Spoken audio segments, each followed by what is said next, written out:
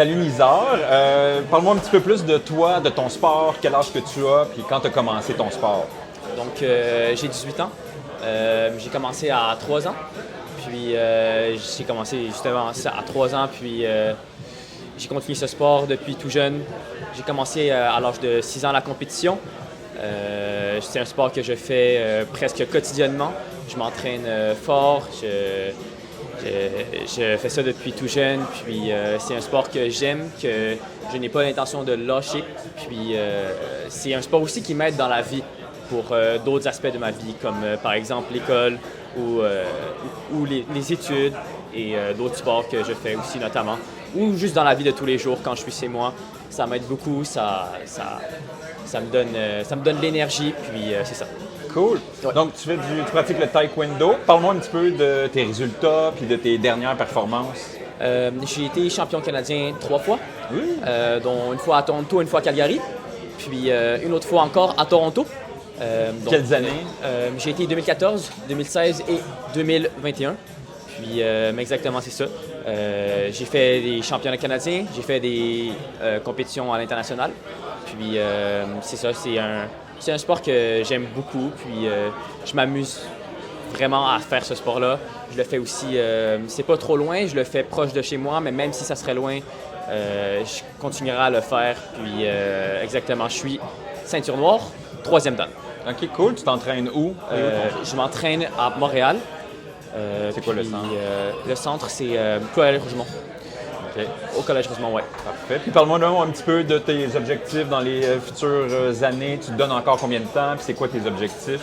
C'est sûr de continuer les compétitions à l'international, peut-être même aller chercher le podium, la première place. Il faut être optimiste, c'est sûr. Puis c'est ça. Donc faire le plus de compétitions que je peux pour avoir le plus d'expérience puis aller chercher des résultats à l'international. OK. Fait que tu as fait des championnats canadiens, mais donc tu vas faire des Coupes du monde éventuellement. Est-ce que tu vises les Jeux olympiques? Oui, il y a des US Open, Canada Open, c'est des compétitions internationales, il y a les Olympiques notamment aussi, et les championnats du monde, qui aussi peuvent être une bonne chose, une très bonne chose, un objectif que je pourrais me mettre. Que tu pourrais atteindre éventuellement. Dans les prochaines années, exactement. OK, cool. Puis, dis-moi donc, pourquoi tu penses que... Donne-moi un peu ta réaction par rapport au fait que tu aies une bourse du Club de la médaille d'or. C'est sûr que je suis très fier, très, très, très fier. C'est quelque chose que j'aurais pas envisagé v'là 3 années, 4 années dans le passé. C'est ça, ça me montre que je peux me réaliser.